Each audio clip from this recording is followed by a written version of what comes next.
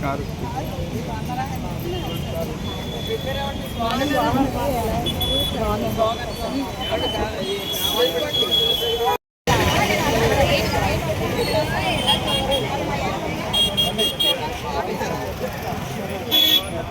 మీరే వాళ్ళ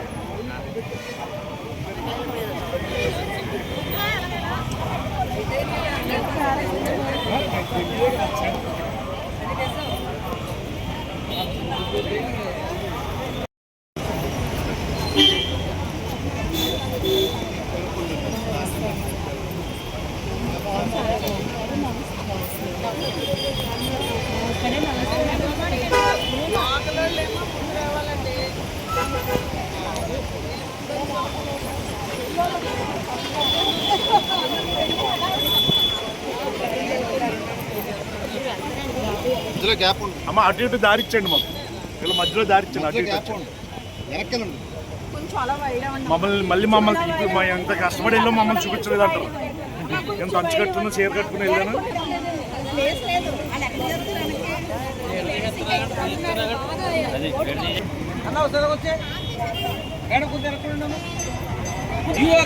ఇలా వచ్చేస్తారండి, ఇలా ఉండాలండి. అరే అరే తల్లి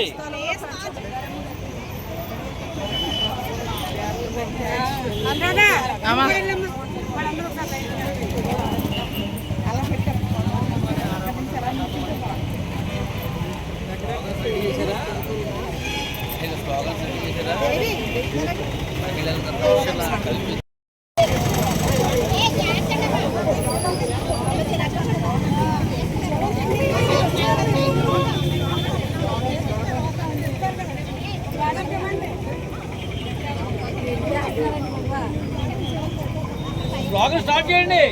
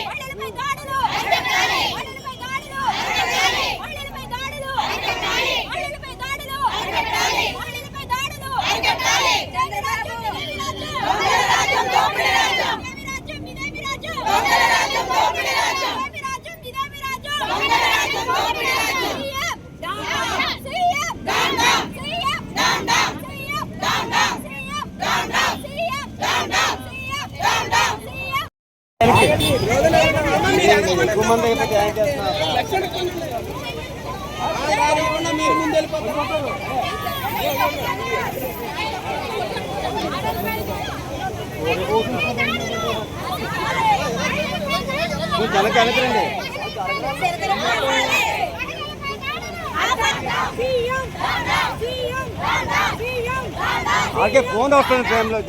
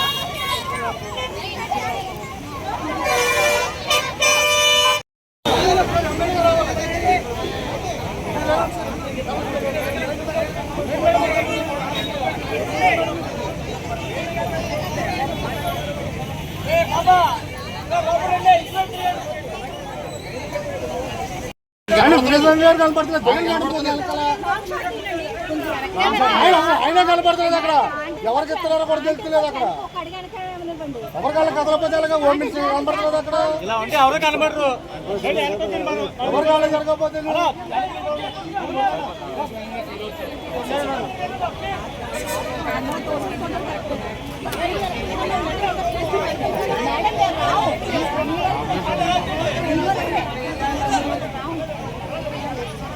మేడం పట్టుకోండి పంపించారు కదా ముందుకి ఎమ్మెల్యే కదా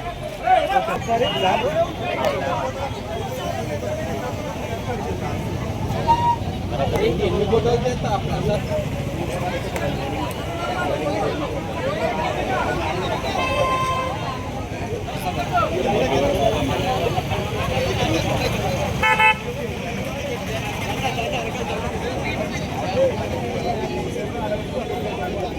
ఈ రోజున కూటమి ప్రభుత్వం అధికారంలోకి వచ్చినప్పటి నుంచి మరి దుర్యోధుడు మరి దుశ్శాసన పాలన ఎక్కడ కనపడుతుంది అంటే ఆంధ్ర రాష్ట్రంలోనే కనపడుతుంది. ఎందువల్ల అంటే ఈ రోజు కూటమి ప్రభుత్వం వచ్చాక మహిళలకు అసలు ఎక్కడా కూడా రక్షణ కల్పించట్లేదని ఏంటి లైవ్ ఎగ్జాంపుల్స్ కనబడుతున్నాయి. గత 10 రోజుల నుంచి ఇంకా పూర్వం ఎన్నో కేసులు ఉన్నాయి. ఇంకా 10 రోజుల నుంచి చూస్తే కనుక వరుసగా ఈ రోజు ఒక మహిళని ఒకే ప్లేస్ లో కాదు 4-5 ప్లేస్ లో మరి మహిళల్ని మరి వాళ్ళ యొక్క బట్టలు విప్పేసి వాళ్ళని వ్యవస్థలు చేసి నా కూడా మరి పోలీస్ స్టేషన్ లో మరి కేసులు తీసుకోకపోవడం ఎంత బాధాకరమైన విషయమో మన అందరూ కూడా ఒకసారి గ్రహించాలి. ఎందువల్లంటే మరి జూలై 15వ తారీఖున మరి గుంటూరులో ఒక అమ్మాయి మరి మున్సిపాలిటీ పరిధిలో ఏదో చిన్న ఇష్యూ వస్తే చిన్న వివాదంలో ఇష్యూ జరిగినప్పుడు పోలీస్ స్టేషన్ కంప్లైంట్ ముందు ఇస్తే ఆ పోలీస్ స్టేషన్ లో కంప్లైంట్ తీసుకోకుండా టీడీపీ నాయకులు వచ్చి ఇంటి ముందుకు వచ్చి ఆ మహిళల్ని వాళ్ళ యొక్క అబ్బాయి వాళ్ళ యొక్క హస్బెండ్ ముందు మరి వ్యవస్థ చేసి ఏ రకంగా ఇబ్బంది పెట్టారు మాట్లాడారో మనం చూసాం. అసలు ఈ వీడియోలు ఎలా బయటకు వచ్చినాయి అని చెప్పి దాని మీద ఇంట్రాగేషన్ చేస్తున్నారు. ఒక మహిళకి న్యాయం చేయాలన్న ఆలోచన ఈ ప్రభుత్వంలో ఎక్కడా లేదని కళ్ళ ముందు మనకు కనపడుతుంది. మరి హోమ్ మినిస్టర్ అనిత గారు ఉన్నారు. మరి ఆవిడైతే నాకైతే పబ్లిసిటీ మినిస్టర్ కింద కనపడుతుంది. ఎందువల్లంటే ఎప్పుడు జగన్ గారి మీద పడేయడం తప్ప ఈ రోజు మహిళల యొక్క సంక్షేమం మహిళల యొక్క అభివృద్ధి గురించి ఏ రోజు ఆలోచించలేదు. మరి జూలై 15వ తారీఖున మరి జగన్ గారు భీమవరం అదే విధంగా ఆయన వచ్చినప్పుడు ఇంతమంది జనం ఎక్కడి నుంచి వచ్చేసారు, ఎలా వచ్చారు, మీరెవరు తరలించారు, ఈ మాటలు మాట్లాడుతూ మరి అదే రోజు ఇన్సిడెంట్ జరిగినప్పుడు ఎలా మహిళలకు అండగా నిలబడడం పోయి మరి మైకుల ముందు ఆవిడ ఏం మాట్లాడుతున్నారండి? ఖచ్చితంగా ఈ రోజు కూటమి ప్రభుత్వం వచ్చాక ఈ రోజు ఒక మహిళా హోంమంత్రి ఉండి ఆవిడ ఏ రకంగా కూడా ఏ రకంగా కూడా ఈ రోజు మహిళలకి ఎక్కడా కూడా న్యాయం చేయట్లేదు. ఇంకా పవన్ కళ్యాణ్ గారు ఎక్కడైనా ఆడదాని జోలికి వస్తే ఊరుకోను అని చెప్పిన ఆయన ఎక్కడికి వెళ్ళిపోయారండి? మాట్లాడితే హెల్త్ ప్రాబ్లం అంటారు, నాకేం తెలియదు అంటారు, ఆయన బయటికి రావట్లే.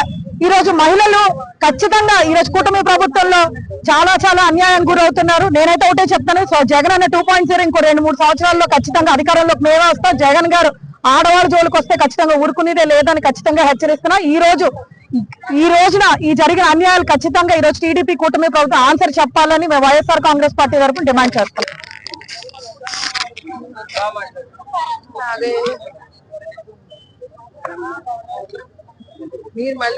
చూస్తా ఉన్నాము, కూటమి ప్రభుత్వం అధికారంలోకి వచ్చినప్పటి నుంచి ఆడవాళ్ళ మీద గాని పసివాళ్ళ మీద గాని జరుగుతున్నటువంటి దాడిని మనం అందరం కూడా చూస్తా ఉన్నాము. ఈ రోజు నగరం నడిబొడ్డులో గుంటూరులో ఒక మహిళని వివస్త్రను చేసి ఏ రకంగా అవమానించారనేది మనం అందరం కూడా చూస్తా ఉన్నాము. కనీసం వారి మీద 2 రోజుల పాటు వైఎస్ఆర్ పార్టీ శ్రేణులు వైఎస్ఆర్ పార్టీ నాయకులు ఒత్తిడి తీసుకొస్తే తప్ప కనీసం కేసు పెట్టలేనటువంటి పరిస్థితులు ఈ రోజు మన రాష్ట్రంలో చూస్తా ఉన్నాము. గతంలో వైఎస్ఆర్ పార్టీ అధికారంలో ఉన్నప్పుడు మహిళా రక్షణ కోసం అని చెప్పేసి దిశ చట్టాన్ని తీసుకొచ్చి ఏ రకంగా ఎక్కడో మహిళల మీద అఘాయిత్యం జరిగినా సరే చిన్న ఆ ఫోన్ షేక్ చేస్తే చాలు వారికి రక్షణ కల్పించేటటువంటి పరిస్థితి నుంచి ఈ రోజు నగరం నడిబడ్డులో ఒక మహిళని వ్యవస్థను చేస్తే కూడా వ్యవస్థలు స్పందించిన తీరికి 2 సంవత్సరాల కాలంలో కూటమి ప్రభుత్వం ఏ రకంగా పరిపాలన దిగజారు చేసింది, వ్యవస్థని ఏ రకంగా దిగజారు చేసింది అనేది మనం అందరూ కూడా చూస్తా ఉన్నాము. మేము అధికారంలోకి వస్తే కనీసం బేస్లెస్ ఎలిగేషన్ తో 32,000 మంది అమ్మాయిలు మిస్ అయ్యారు, వాళ్ళు తీసుకొస్తానన్నారు. వాళ్ళ సంగతి పక్కన పెడితే అసలు ఏది మిస్ అవ్వడానికి అంత ఆర్భాటం చేశారు కదా. మరి ఈ రోజు నడి రోడ్డు మీద మహిళలకి ఎంత అన్యాయం జరుగుతుందంటే మరి స్పందించాల్సిన ఆ వ్యక్తి మరి ఎందుకు స్పందించట్లేదు అనేది కూడా ఇక్కడ ప్రజలందరూ కూడా అర్థం చేసుకోవాలి. ఇది కూటమి ప్రభుత్వం కాదు, ముంచే ప్రభుత్వం అనే కూడా మహిళలకి ఏ మాత్రం కూడా రక్షణ లేదు ఈ ప్రభుత్వంలోనే కూడా మేము అందరూ కూడా చెప్తా ఉన్నాము. దీన్ని మేము మన జరిగినటువంటి సంఘటన ఏదైతే ఉందో దాన్ని తీవ్రంగా ఖండిస్తా ఉన్నామో. నిధుల మీద కఠిన చర్యలు తీసుకోవాలి. అసలు వీడియోలు ఎందుకు బయటకు వచ్చినాయి అన్న విషయాన్ని పక్కన పెట్టి అందులో జరిగిన అంశాలను పరిగణన తీసుకుని వాళ్ళ మీద చర్యలు తీసుకోవాలని చెప్పేసి కూడా మేము డిమాండ్ చేస్తా ఉన్నాం. ఈ రోజున రాష్ట్రంలో మహిళలపై జరుగుతున్నటువంటి దాడులు చూస్తూ ఉంటే ఈ రాష్ట్రంలో శాంతి భద్రతలు ఏ రకంగా క్షీణించినాయి అన్నది ప్రతి ఒక్కరికి అర్థమయ్యేటటువంటి పరిస్థితి. కేంద్ర హోంశాఖ నివేదిక తీసుకుంటేనే ఈ రాష్ట్రం శాంతి భద్రతల విషయంలో పర్టికులర్ గా మహిళల విషయంలో 26వ స్థానంలో ఉంది అంటే ఈ ఆంధ్ర రాష్ట్రంలో ఉన్నటువంటి ప్రభుత్వం సిగ్గుపడవలసింది పోయి మేమమ్మా తగదు అని రోడ్డుకి రకరకాల ట్వీట్లు చేయటం అన్నది చాలా సిగ్గుపడవలసినటువంటి విషయం. ముఖ్యంగా రెడ్ బుక్ రాజ్యాంగం పేరిట ఈ రాష్ట్రంలో జరుగుతున్నటువంటి అన్యాయాల్ని అక్రమాల్ని చూస్తూ ఉంటే సామాన్యుడు అసలు ఈ రాష్ట్రంలో బతకగలమా, ముందు అసలు సామాన్యమైనటువంటి మహిళలకి ఇక్కడ స్థానం ఉంటుందా, ఈ రాష్ట్రంలో ఏ రకమైనటువంటి పరిస్థితుల్లో మనం జీవిస్తున్నాం అనేటటువంటి ఆవేదన భయం కలిగేటటువంటి పరిస్థితి కనిపిస్తుంది. ఆ రోజున దిశ చట్టాన్ని ప్రవేశపెట్టి మహిళలకి న్యాయం చేయాలి, మహిళల్ని మారాణులుగా చూడాలి అని చెప్పి జగన్మోహన్ రెడ్డి గారు ఆలోచన చేస్తే ఇవాళ మహిళల్ని ఏ రకంగా కించపరచాలి, ఏ రకంగా కిందకి దొక్కాలి అనేటటువంటి ఆలోచనతోటి ప్రభుత్వం ఉందేమో అనిపిస్తుంది. పర్టికులర్ గా ఈ మధ్యన జరిగినటువంటి సంఘటనలు చాలా వాటిలో మహిళల్ని వ్యవస్థలను చేసి నడి రోడ్డు మీద నిలబెట్టడం అన్నది అసలు హైందవ సంస్కృతి గురించి సనాతన ధర్మాల గురించి మాట్లాడేటటువంటి వ్యక్తులు ఒకసారి మన్నం చేసుకోవాల్సినటువంటి అవసరం ఉందని చెప్పేసి తెలియజేస్తున్నాను. ఒక మహిళని వ్యవస్థను చేయటం అదేమన్నా గొప్ప, అసలు మీ ప్రభుత్వానికి సిగ్గుంటే రాజీనామా చేసి పక్కకోవాల్సినటువంటి అవసరం ఉంది. ఇటువంటి సంఘటనలు 1, 2 మామూలు చదువుకోనోడు లేకపోతే మధ్యమత్తులను చేశారంటే అది ఓ రకంగా వీడికి తప్పు చేసాడు అని చెప్పేసి అనుకోవచ్చు. కానీ ఒళ్ళు బలిసి తెలిసిండి చేస్తున్నారు అంటే అది పర్టికులర్ గా మీ కూటమి నాయకులు చేయటం అన్నది మీరు సిగ్గుపడవలసినటువంటి అవసరం ఉంది. నా తల్లిని అగౌరవపరిచారు, అందు గురించే నేను ఈ రకంగా రెడ్ బుక్ ని అమలు చేస్తున్నాను అనేటటువంటి విధానంలో లోకేష్ గారు వెళ్తున్నారు. వారి తల్లిని అవమానపరిస్తే వారి రకమైనటువంటి సామాన్యమైనటువంటి మహిళని అగౌరవపరిస్తే ఆవిడికి దిక్కెవరు అని చెప్పేసి ప్రశ్నిస్తున్నాం. ఇవాళ బిఎన్ఎస్ కానీ బిఎన్ఎస్ఎస్ కానీ భారతీయ న్యాయ స్మృతి కానీ శిక్షా స్మృతి కానీ న్యాయ సంహిత కానీ ఏం చెప్తున్నాయి? ఇలాగ రోడ్ల మీద జనాలను ఇబ్బంది పెట్టమని ఎక్కడైనా చెప్తున్నాయా? మీ ఎమ్మెల్యేలే మహిళల మీద అసభ్యంగా ప్రవర్తిస్తున్నారు, లైంగిక వేధింపులు చేస్తున్నారు. అయినా మీకు ఎక్కడ అసలు చేయం పుట్టినట్టు కూడా లేదు. ఒక మహిళ ముఖ్యంగా హోంశాఖ మంత్రి అయి ఉండి ఈ రకమైనటువంటి దారుణాలు జరుగుతుంటే కూడా ఆవిడ నోరెప్పట్లేదు అంటే ఎంత దారుణమైనటువంటి పరిస్థితి మన అందరం కూడా ఆలోచించుకోవాల్సినటువంటి అవసరం. పర్టికులర్ గా సామాన్య మహిళకి న్యాయం జరగాలి అంటే మీ విధానాలు మార్చుకోండి. రెడ్ బుక్ రాజ్యాంగాన్ని పక్కనేయండి. ఏదైతే అంబేద్కర్ రాజ్యాంగం ఉందో దాన్ని పూర్తిగా అమలు జరిగేటటువంటి విధానాలతో భారతీయ న్యాయ సంహిత కానీ లేకపోతే భారతీయ శిక్షా స్మృతి కానీ ఏం చెప్తున్నాయో దాని ప్రకారం చట్టాలను నడిపించవలసినటువంటి బాధ్యత ఉంది. ఇవాళ పోలీస్ స్టేషన్ లో టీడీపీ నాయకులు చెప్పింది చేసేటటువంటి పరిస్థితుల్లోకి పోలీసులు దిగజారిపోయారు అంటే ఈ వ్యవస్థలో ఇంకా న్యాయం ఎక్కడ జరుగుతుంది అని చెప్పి ప్రశ్నించాల్సినటువంటి అవసరం ఉంది. న్యాయస్థానాలు మాత్రం ఏం చేస్తాయి, చట్టాలు ఉన్న ఉపయోగం ఏంటి, చట్టాలు చుట్టాలు కాదని చెప్పే దానికి నిదర్శనంగా ఇవాళ కూటమి నాయకులు ప్రవర్తిస్తున్నారు అనేటటువంటి వాస్తవమైనటువంటి విషయం. విధానాలను మార్చుకోకపోతే ఖచ్చితంగా వైఎస్ఆర్సీపీ మహిళా విభాగం ఉద్యమించడం జరుగుతుంది. తగిన రీతిలో మీకు బుద్ధి చెప్పి ప్రతి ఒక్కరూ కూడా సిగ్గుపడేటటువంటి విధానంలో మిమ్మల్ని తీసుకొచ్చే వరకు నిద్రపోవని చెప్పేసి హెచ్చరిస్తున్నాం.